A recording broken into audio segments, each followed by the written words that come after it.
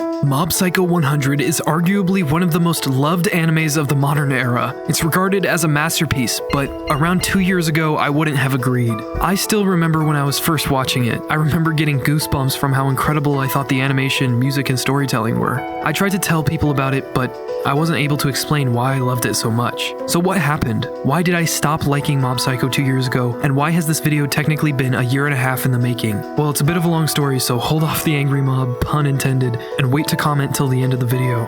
And let me start from the beginning. Throughout my life, I've probably valued honesty a little more than the average person.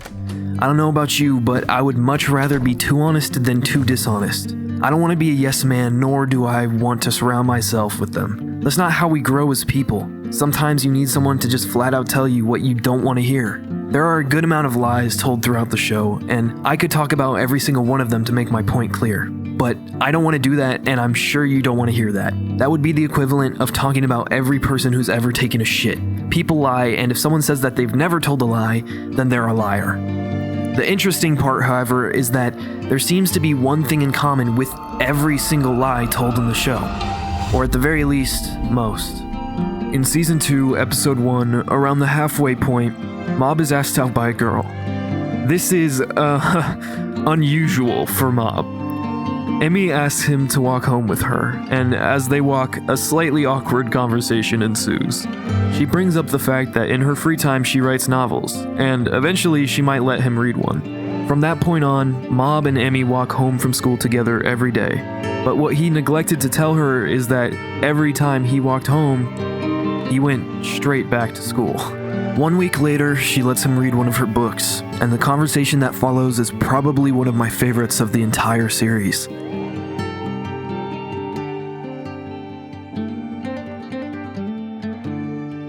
Looks like you're just about finished. Is it okay?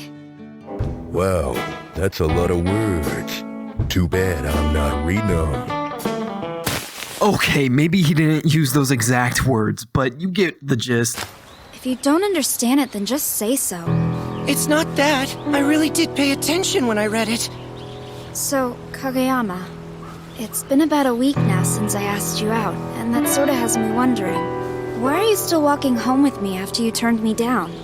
Is it 'cause you've been feeling sorry for me? Huh? No, it's nothing like that, I swear. I know you're going back to your club after you walk me home. You just keep trying to make me feel better. Is it sympathy? It makes me feel like a loser. Oh, I'm so sorry. That's not what I meant. Constant apologies. Now that I'm thinking about it, I don't know how you really feel at all. Or maybe the truth is, you don't actually have any feelings. Not only did he lie about the club, but by suppressing his emotions to keep his powers in check, he was lying to himself and others about how he truly feels. Whether a lie is told face to face or in the reflection of a mirror, rarely do we consider how those lies will affect other people. But Mob probably couldn't have predicted how his would affect Emmy. Listen, you know, I'm actually kind of the same way. Seriously? The only reason I asked you out is because I lost a bet. At first I was scared, because if you turned me down, everybody would laugh at me. But since you walked home with me, no one found out that you actually did. Thanks for that. It's been long enough by now, though, so I figured I had to tell you the truth. I'm sorry I lied to you for a week. See ya. Wait a second, you write novels? That's so lame! Let me read it! Are you serious about this? No, it's just something I do in my spare time. Looks like a waste of time. Here.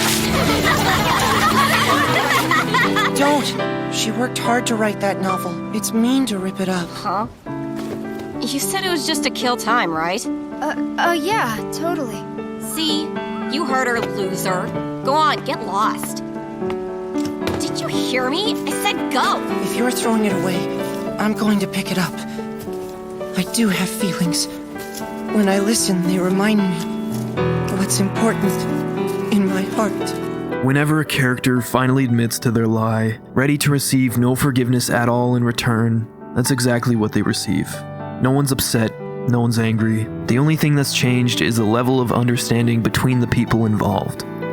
When Reagan asks Mob if he knows what he really is, Mob just says that he's known from the start that Reigen is a good guy. When Ritsu and Shinji finally come clean about the whole recorder debacle, Onigawara, who was absolutely livid when he was initially wrongly accused, wasn't really pissed off at all. I could see how someone could just chalk this up as bad writing, but I see it differently.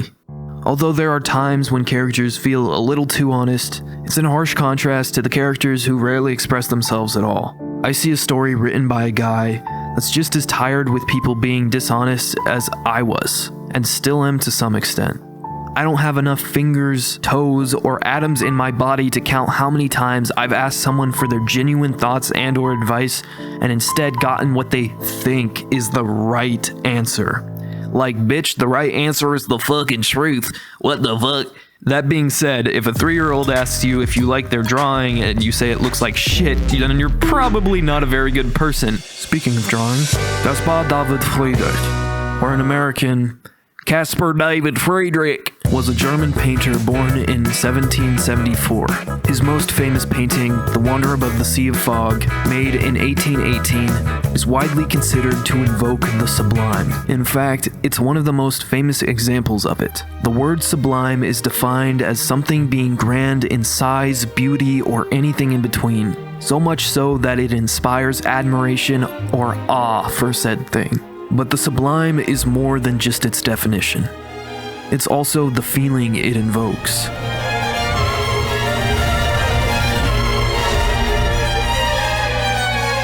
When Teru first meets Mob, he realizes that he's not the only one with abilities. So he immediately challenges Mob to a fight. Mob eventually goes unconscious because he doesn't know how to throw a punch, nor would he like to. And because of that, he goes demon mode, sending Teru's naked ass through the fucking stratosphere.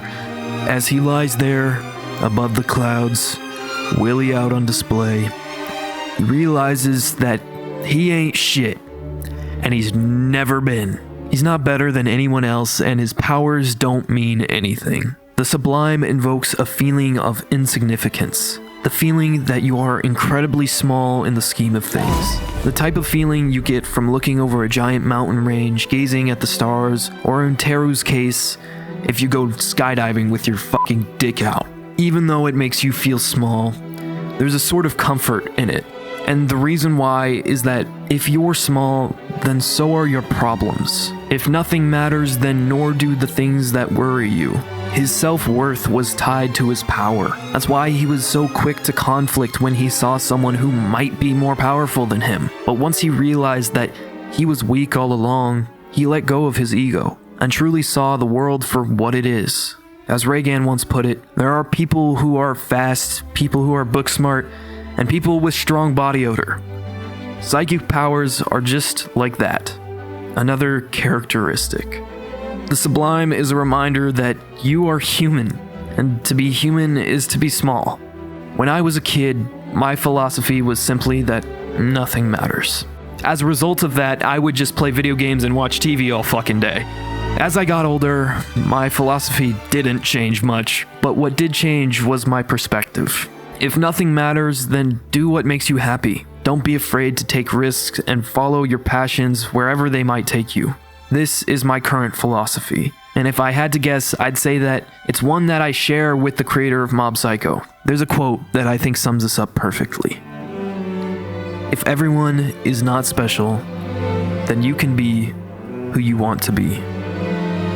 Nah, I just got that from the intro song, I'm not gonna lie. If everyone is not special, maybe you can be also want to be. Okay, now that I'm done with the stuff I liked, it's time for the stuff I didn't. Mob Psycho lived in a special little part of my brain tissue. So when I heard people saying that season 3 was really good, I was hyped.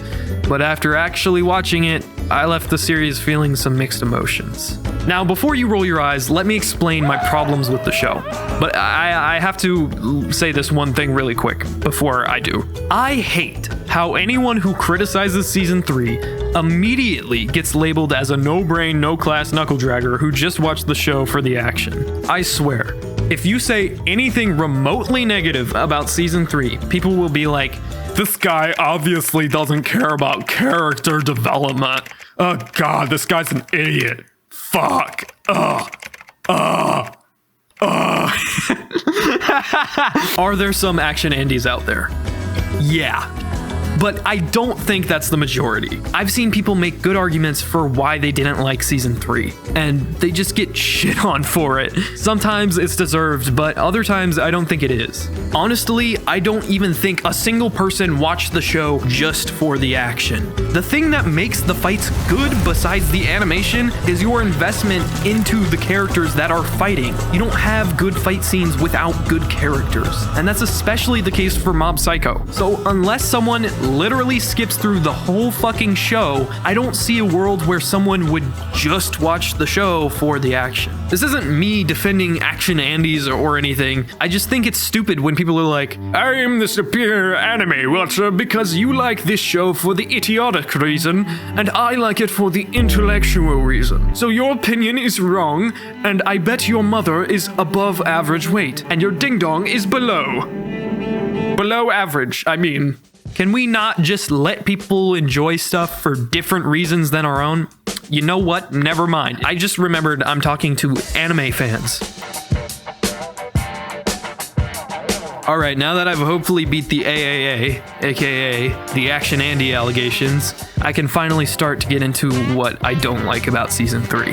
At the end of Season 2, they finally defeat the big bad, and the season ended with a vegetable-shaped plot twist. For the first 3 episodes of the season, they foreshadowed what's to come of this edible tree. It turns out that Dimple was planning on using the big green bush to start a mind control cult to take over the world. Again. The next 3 episodes are spent resolving this vegetable-oriented story arc that they had set up in the previous 3. I really like this arc. It's great character development for both Mob and Dimple, and I couldn't imagine the show without it. However, the way it was executed was less than perfect in my opinion.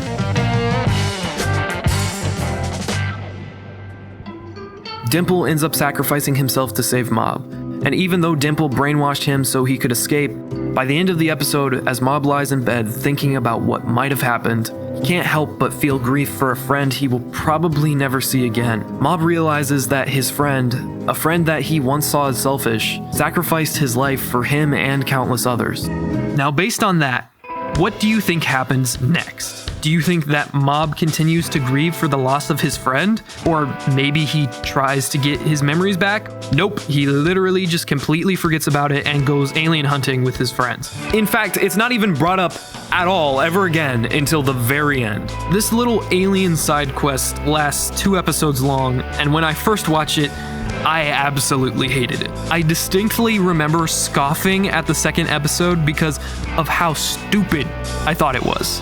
And yes, I know how that sounds. I promise I'm a changed man. At the time, I thought the animation looked really bad as well, but in reality, it was fine. The episode just has a different art style. Honestly, I think I was just bitter about how they did my man Dimple.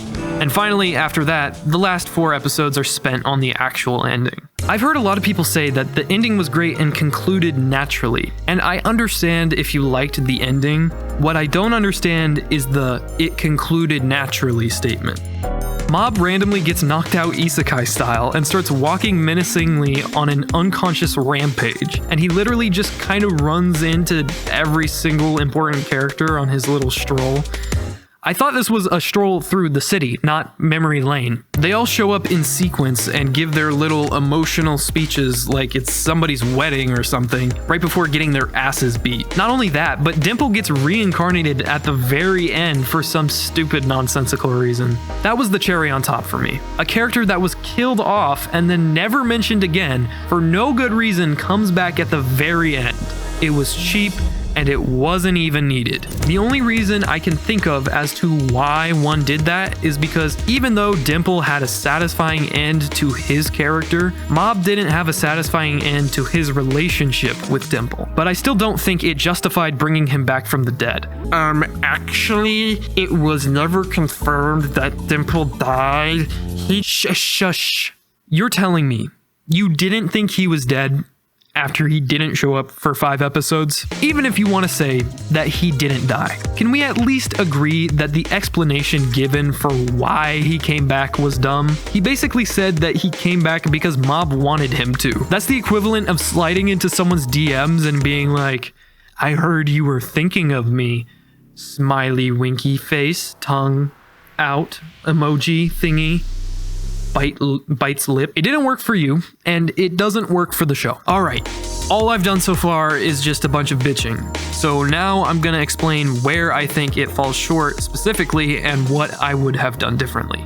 First off, I felt that more of the animation budget should have gone to those final 4 episodes. Obviously, I don't know how the show was budgeted, but it just felt cheap compared to the Dimple arc and the finales of both previous seasons. For example, instead of showing Mob actually destroying anything, they mostly just show the aftermath of what happened instead. Backgrounds were changed to be simpler, and the action just felt underwhelming compared to the manga. I'm not trying to be one of those the manga was better guys. I haven't even really read it.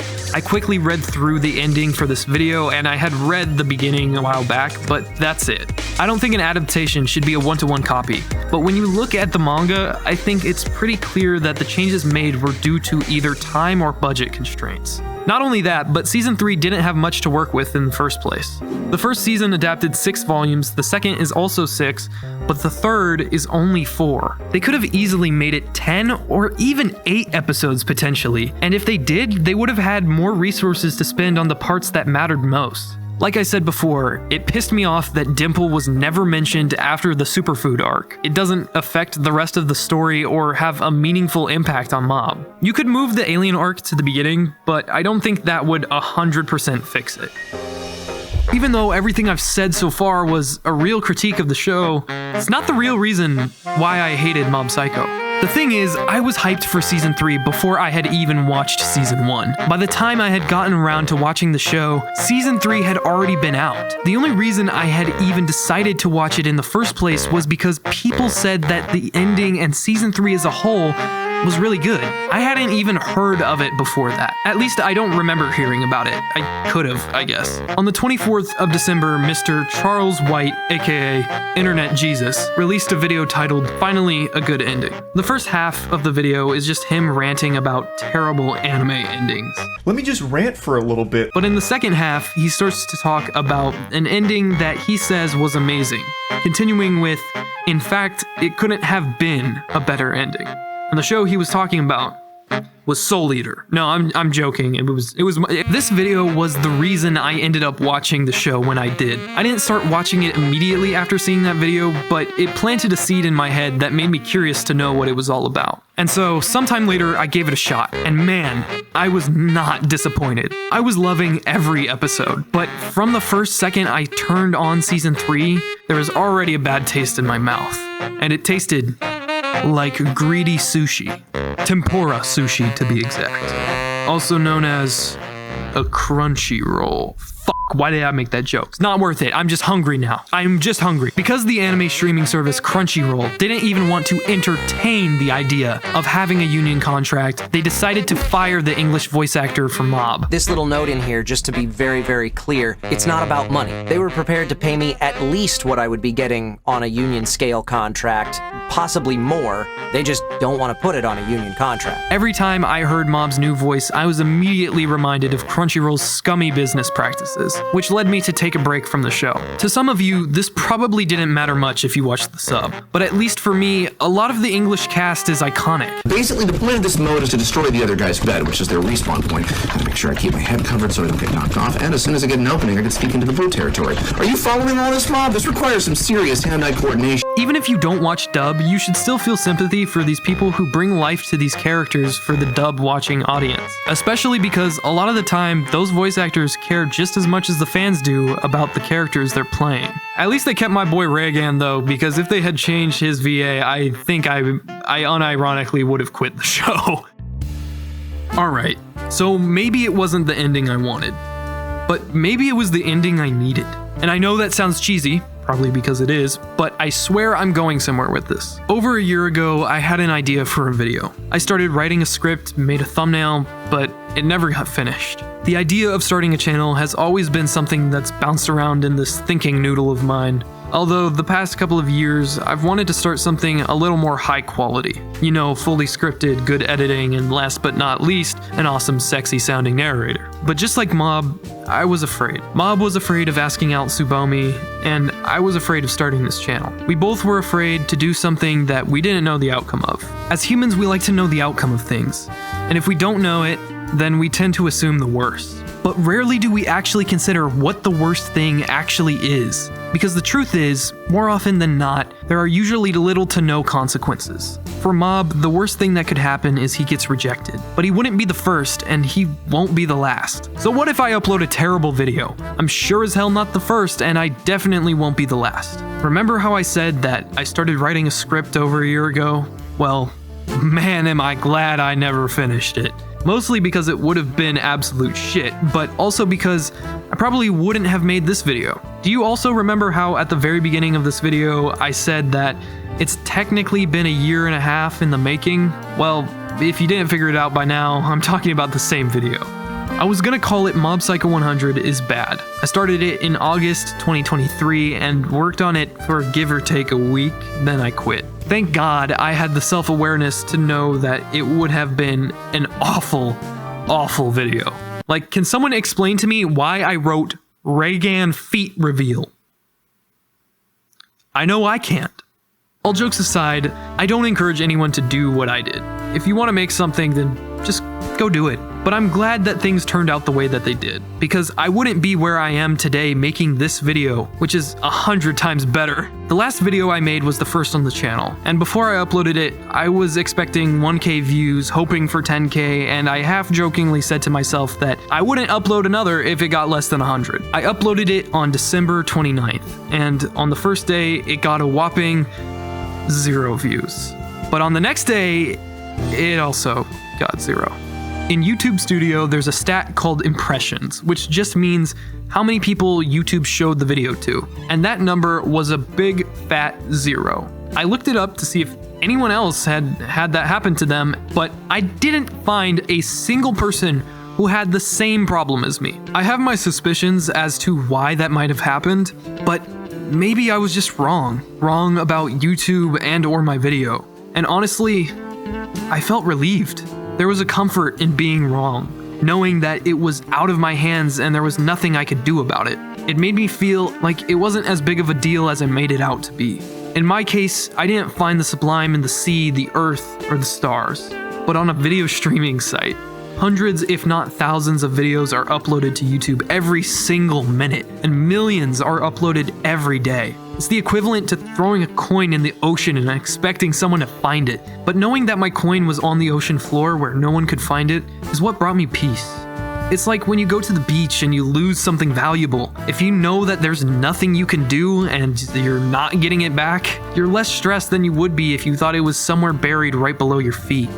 The part about Mob Psycho's ending that truly resonates with me is that after he finally asks out the girl of his dreams, he walks back to Reagan with a smile on his face knowing that he was rejected. I got rejected by the almighty YouTube algorithm, and instead of being upset about something I had no control over, I just let it go.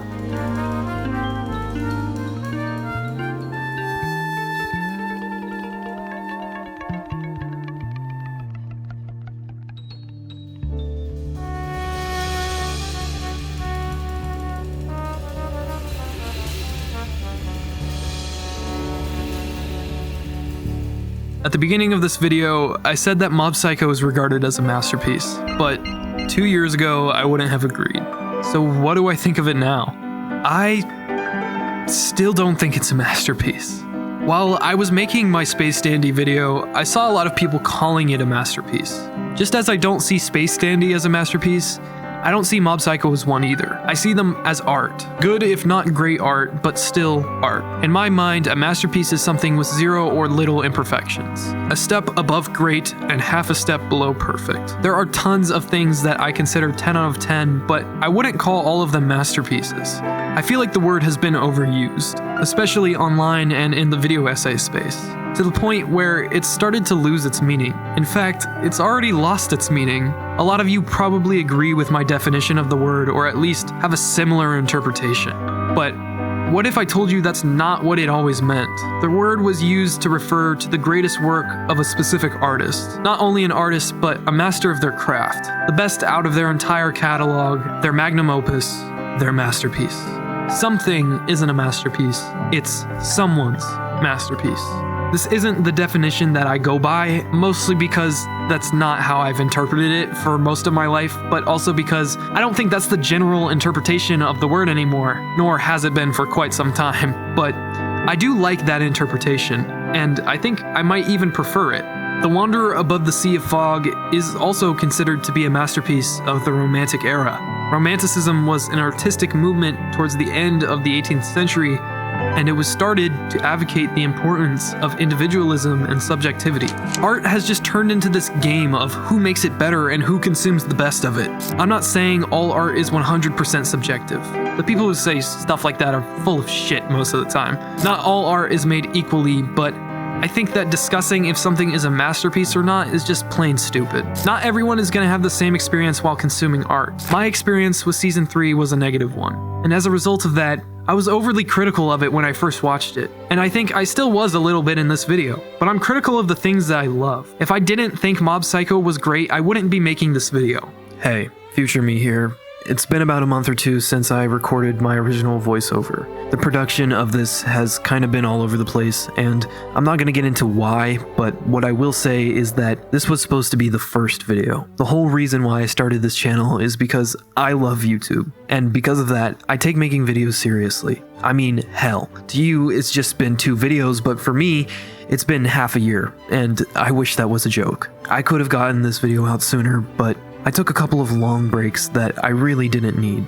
I have high standards for myself, and that's okay. What's not okay is letting those standards get in the way of doing what I enjoy. This video isn't perfect, and it doesn't need to be. I don't want to make a masterpiece. I just want to make art. Good, if not great art, but still just art.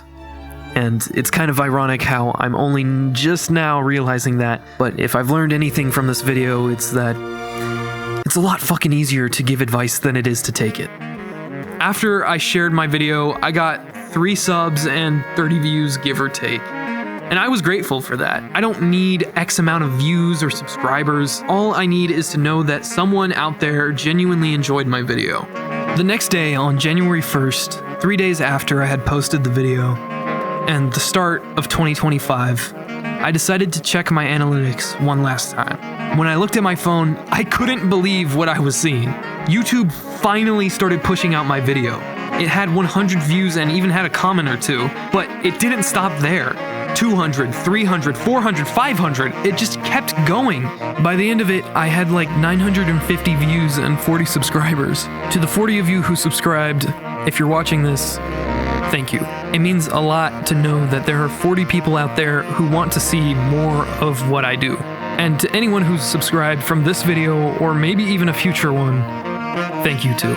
Because you're never gonna hear it again. I'm gonna be the biggest fucking YouTuber on the platform. I'm gonna have 10 billion subscribers. You're just a pebble of sand compared to the amount of subscribers that I have. And I'm gonna...